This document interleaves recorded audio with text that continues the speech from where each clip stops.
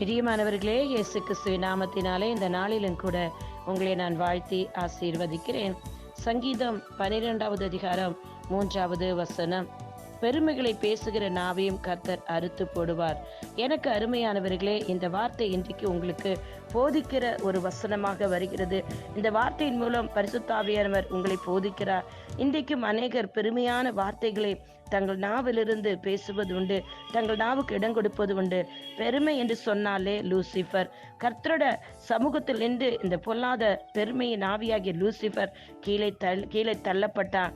அவன் பெருமையான காரியங்களை சிந்தித்தபடினால், மேட்டுமையான காரியங்களை சிந்தித்தபடினால் அவன் பரலோகத்திலிருந்து கீழே தள்ளப்பட்டான். பிரியமானவர்களே, இன்றைக்கும் நீங்கள் உங்கள் நாவிலிருந்து பெருமையான காரியங்கள், அநேகர் நான் என்ன செஞ்சிருவேன் தெரியுமா, எனக்கு இது இருக்குது, அது இருக்குது, எனக்கிட்ட இவ்வளோ ஆள் பலம் இருக்குது, எனக்கு படிப்பு இருக்குது, எனக்கு வீடு இருக்கு, சொத்து இருக்கு, சுகம் இருக்குது, என் பிள்ளைங்களை நான் இப்படி நடத்திடுவேன், அப்படி நடத்திடுவேன், என்னெல்லாமோ வார்த்தைகள், பெருமையான வார்த்தைகளை நீங்கள் உங்கள் நாவுகளுக்கு இடம் கொடுக்கப்பட்டு அந்த வார்த்தைகள் உங்களிருந்து புறப்பட்டு சென்றிருக்கிற எத்தனை மனிதர்களை, எத்தனை பேர்களை உங்கள் நாவிலிருந்து புறப்பட்டு சென்ற பெருமையான வார்த்தைகள் காயப்படுத்தியிருக்கும் தெரியுமா?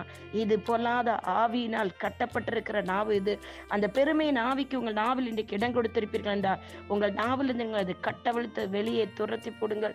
அந்த பொல்லாத ஆவிக்கு இடம் கொடுக்காதீர்கள். கர்த்தருடைய பந்தியில் பங்கு கொள்ளுகிற பிள்ளைகள், விசேஷித்த விதமாக ஞானஸ்தானம் எடுத்து அபிஷேகம் பெற்று அந்நிய பாஷை பேசுகிற பிள்ளைகள், பரிசுத்த பந்தியில் திருவிருந்தில் தேவாலயத்தில் சென்று பங்கு கொள்ளுகிற பிள்ளைகள், வீட்டிலிருந்து திருவிருந்து பங்கு கொள்ளுகிற மகன்கள், கணவர்கள் யாராக இருக்கட்டும், உங்கள் நாவில் பெருமையின் ஆவிக்கு இடம் கொடுக்காதீர்கள்.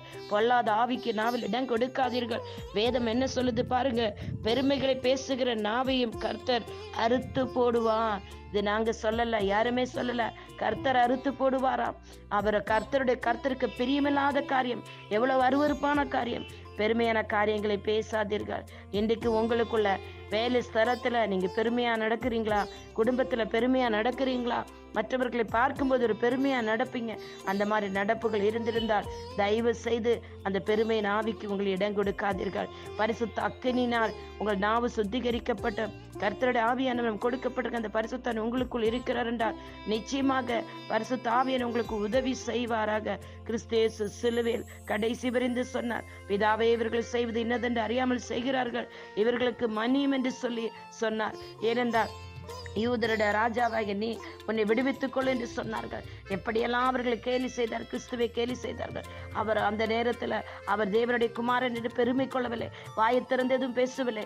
அவர் சாந்தமும் தாழ்மையுமாய் இருந்தார். பிரியமானவர்களே, இன்றைக்கும் பரிசுத்தாவியை பெற்றுக்கொண்ட பிள்ளைகள், கர்த்தருடைய பந்தியில் பங்கு கொள்ளுகிற நீங்கள் உங்கள் நாவில் பெருமையான வார்த்தைகளுக்கு இதற்கு முன்பாக இடம் கொடுத்திருப்பீர் என்றால், வீட்டில் பெற்றோர்களை எதிர்த்து பேசுகிற பிள்ளைகள் அதே போல நீங்க என்ன படிக்க வச்சுட்டீங்க, நான் படிச்சேன், நான் நல்ல வேலை இருக்கேன், நான் என்ன வேணும் செஞ்சுக்குவேன், நான் என்ன வேணாம் பண்ணிக்குவேன் என்று சொல்லி பிள்ளைகளோட நாவில் இந்த பெருமை நாவிக்கு இடம் கொடுத்திருந்தால் தயவு செய்து இன்றைக்கு கர்த்தரிடத்தில் மன்னிப்பு கேளுங்கள்.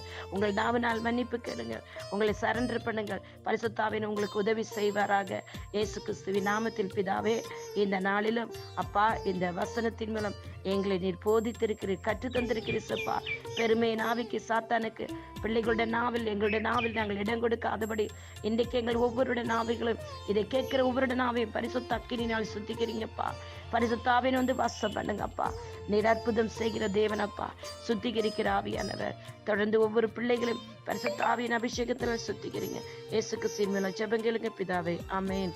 God bless you all. உங்களுடைய சகோதரி இவாஞ்சலிஸ்ட் ஷீலா ரொசாரியோ. ஆமென், ஆமென், ஆமென்.